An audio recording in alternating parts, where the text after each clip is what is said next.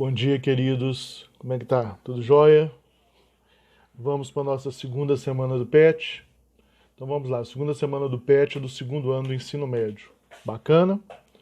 Vamos lá. Essa segunda semana, ela começa lá na página 99. Então nós vamos fazer igual a semana passada. Eu vou passar pelo texto, né? Nós vamos falar do texto.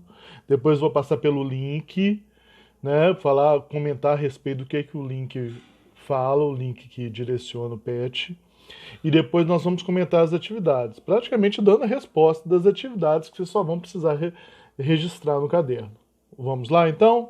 Então vamos lá, página 99. Né? A página 99 ela traz aí falando sobre a chegada do Império no Brasil, e aí traz já de cara a bandeira do Império, que a gente já tinha comentado no vídeo anterior, não sei se vocês lembram, né, a respeito da bandeira do Império. Bandeira que foi confeccionada pelo Debré, né, e bandeira que vai ser o embrião da bandeira da República, que é a nossa bandeira de hoje em dia. A bandeira do Império você pode ver aí que tem o mesmo verde, o mesmo amarelo, só que no centro tem um brasão, né? Brasão esse que eu já expliquei para vocês, né? Como que o que esse brasão significava, né? Falei aí para vocês do que tem aí o café, tem o tabaco representado, tem a coroa representada, né? Tem aquela cruz representada também, que lembrava os navios portugueses, né? Então, a gente já comentou dessa bandeira, né? Lembram que o verde era da Casa de Bragança, o amarelo da Casa de Habsburgo, da Princesa Leopoldina. Pois é, a gente já comentou sobre essa bandeira. Então, traz aí na primeira página, fala sobre essa bandeira e também fala sobre como o Brasil virou um império. E quando o Brasil vira um império, ou seja, quando o Brasil deixa de pertencer a Portugal, o que ocorre com o Brasil? Como o Brasil era território português, as leis que valiam no Brasil eram as leis portuguesas. Né? Quando o Brasil vira um território próprio, ele passa a ter que ter as suas próprias leis. Né? Então teria que confeccionar as leis brasileiras. Seria uma constituição para o Brasil. Né? E nessa página aborda isso, né? O surgimento dessa Constituição. Até traz aí o significado de Constituição, né? Você pode ler aí que está falando, olha, Constituição, conjunto das leis que regulam a vida de uma nação, normalmente desenvolvidas e votadas pelo Congresso, cujos membros representam o povo, tendo o propósito de declarar direitos ou deveres individuais. Carta Magna. A definição de Constituição, porque muita gente não sabe o que é a Constituição. Constituição, gente, é a lei suprema do país. É aquilo que está lá para garantir os direitos e os deveres de todos os cidadãos brasileiros. Né? Então a Constituição ela é muito importante. A primeira Constituição vai ser feita nesse momento, logo após Dom Pedro fazer a independência. Né? Então é isso que traz aí, né? E tentando conceituar um pouco o que seria esse império. Império, gente, é onde tem um rei, uma monarquia constitucional. Dom Pedro era rei do Brasil, era imperador do Brasil. Né? Ele ia, teoricamente, por conceito, ser governante até o dia que ele morresse. Quando ele morresse, o seu filho ia suceder no trono, né? O filho mais velho. O império, uma monarquia, né? Onde tem reis. Então é isso que traz esse primeiro texto, né? Essa construção, e fala um pouquinho que o Brasil precisava de ter uma nova Constituição. Mas não entra mais em detalhes, tá?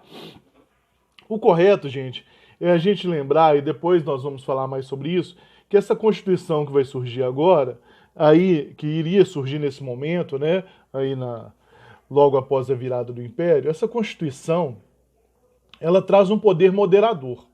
O que é isso? Nós temos na Constituição, vocês sabem disso, 3 poderes: executivo, legislativo e judiciário. Executivo: presidentes, prefeitos, governadores. Legislativo: deputados, vereadores, senadores. Judiciário: juízes, promotores, desembargadores. Todos com o mesmo poder, de forma a equilibrar, né, a ordem no país, nenhum ser soberano, ou seja, os três poderes equilibrando o país. Nessa Constituição, o Dom Pedro cria um quarto poder, que é o poder moderador. Um poder que seria executado por ele, que daria a ele direito de mandar nos outros poderes. Ou seja, ele cria um poder para estar acima dos poderes, né? É como se fala, ele cria um poder como se diz assim, eu sou o cara, eu que mando em tudo. Então eu falo, todo mundo obedece. Esse poder dava para ele o direito a fazer tudo. Por exemplo, se o juiz condenasse alguém e ele não gostasse, ele podia absolver essa pessoa. Né? Podia mandar soltar a pessoa que o juiz mandou prender. Se o Congresso fizesse uma lei que ele não gostasse, ele podia acabar com a lei. Ou se ele quisesse fazer uma lei por conta própria, ele podia fazer sem nenhuma consulta ao Congresso. Então era um poder que dava a ele quase um poder ditatorial, né? Esse poder moderador. É a grande nuance dessa Constituição, a primeira Constituição do Brasil, que vai ser de 1824. Bacana? Vamos lá. Aí, logo em seguida, aí na página 99 também, tem um link. Um link para saber mais, um vídeo chamado Império Brasileiro, de 1822 a 1889, com o link do YouTube, né? Duração de 20 minutos e 47 segundos. Esse videozinho tá lá no YouTube. Quem puder, lógico, vai lá assistir, aprender mais sobre o Império. Só que é um videozinho muito superficial. Vocês imaginam que em 20 minutos eles contam a história toda do Império Brasileiro. Do momento que Dom Pedro assume até a proclamação da República. Ou seja, eles passam muito superficialmente pelas coisas, né? E aí eles vão falando sobre os assuntos todos que ocorreram no Império, que são muitos assuntos e que seria impossível falar nesses 20 minutos. Queria dar um destaque para alguns assuntos que nesse momento são mais importantes para a gente, né? É que, por exemplo, os problemas que Dom Pedro enfrentou inicialmente. Para quem não sabe, Dom Pedro vai enfrentar uma grande revolta no Nordeste brasileiro, a chamada Confederação do Equador. Confederação do Equador é uma revolta que engloba vários estados do Nordeste brasileiro. E esses estados, eles se organizam principalmente em volta de uma figura chamada de Frei Caneca. O Frei Caneca, ele era um liberal. Ele queria mais poder às províncias.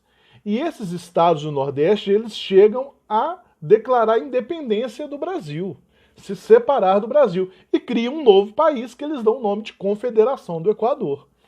Né? Era um movimento que visava, um movimento muito liberal, que visava se separar do Brasil. Justamente por esse caráter liberal demais é que esse movimento perde força, porque os conservadores desse estado não vão admitir certos ideais liberais.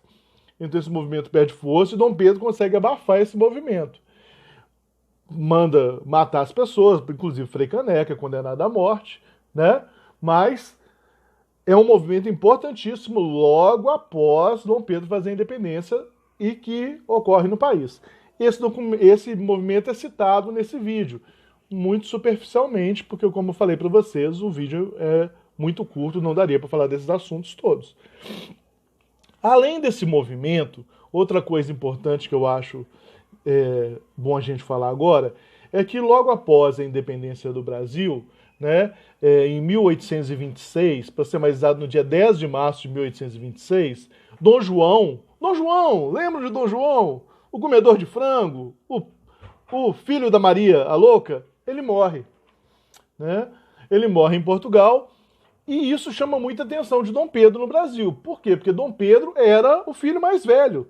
Então, teoricamente, ele era o herdeiro ao trono português. Mas ele já era rei do Brasil. Mas Dom Pedro se interessa pelo trono português. Qual que é a ideia de Dom Pedro? Assumir Portugal e continuar aqui. Ou seja, ser rei dos dois lugares. Ocorrer uma reunificação Brasil e Portugal. E isso dá margem a uma discussão e um debate muito grande no Brasil, e muita gente se vê muito alarmado por Dom Pedro ficar muito mexido pela sucessão ao trono português, né?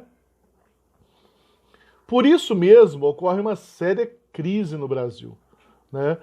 E começam a ter muitas pessoas serem críticas à postura autoritária de Dom Pedro. Dom Pedro era um regente muito autoritário. Ele não gostava da discussão. Então, surgem pessoas como o jornalista Líbero Badaró, que escrevem colunas nos jornais todos os dias criticando Dom Pedro. E no meio dessa crise toda, esse Líbero Badaró é assassinado. O certo é que caiu na conta de Dom Pedro a morte do Líbero Badaró, e a situação ficou mais pesada para ele ainda, né? Com Dom Pedro sendo muito pressionado, o que vai ocorrer? Dom Pedro vai embora. Dom Pedro fala, quer saber uma coisa? Vocês estão me enchendo muita paciência, eu vou voltar para Portugal para lutar pelo trono. E ele abdica, ou seja, abre mão do trono brasileiro para o seu filho. Fala assim, ó, não, agora quem é o rei é meu filho, eu tô indo embora, entra no navio, ó, tchau Brasil, vou para Portugal lutar pelo trono. Só tem um pequeno problema. Quando ele faz isso, no dia 7 de abril de 1831, ele abdica do trono, o filho dele, Dom Pedro II, só tem 5 anos de idade. Como uma criança de 5 anos vai governar o Brasil? Bem, esse é um assunto para a gente pensar e discutir depois. O certo é que ele foi embora e deixou um menino de 5 anos governando o Brasil. Como que as coisas vão ocorrer? As coisas vão ocorrer que não vai ter jeito de colocar um menino de 5 anos no poder, vão ter que colocar alguém no lugar para tomar conta. Enquanto a criança cresce, vão ter que ter pessoas administrando o Brasil. Isso é o chamado período da regência. A regência no Brasil é o período entre o primeiro reinado de Dom Pedro I e o segundo reinado de Dom Pedro II. Então, entre o período que Dom Pedro vai embora e que o filho dele cresce e tem condições de assumir o trono brasileiro, nós temos o período da regência. Ou seja, outras pessoas assumem o poder enquanto a criança cresce. Esse período é o período mais bagunçado do Brasil. Tem 1 milhão de revoltas, o pau quebra, mas não dá tempo de falar nisso nesse vídeo. Vamos para as atividades? Atividade número 1, página 100. Na página 100, que vocês estão vendo aí, está falando aí, ó, o período regencial. E tem um texto falando sobre os partidos políticos durante esse período regencial, que a gente acabou de falar, esse período confuso, tumultuado, onde os partidos vão se formatar no Brasil. E fala aí sobre a criação do Partido Liberal e do Partido Conservador, né? Bipartidarismo. 2 partidos, o Brasil dividido em 2. Então, quando falarem para vocês, nossa, o Brasil tá assim porque agora o Brasil tá dividido, o Brasil tá dividido politicamente, você fala para a pessoa, meu amigo, o Brasil tá dividido politicamente em 2 partidos desde 1831, desde a regência, não é de hoje, não.